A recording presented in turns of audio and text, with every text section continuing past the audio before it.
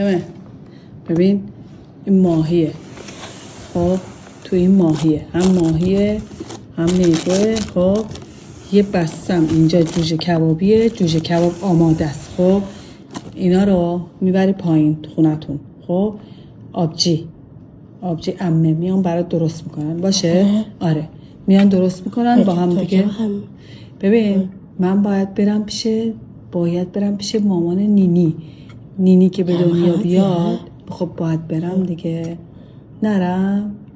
نرم پیش نفیسه، گناه داره، تنهاست تهران.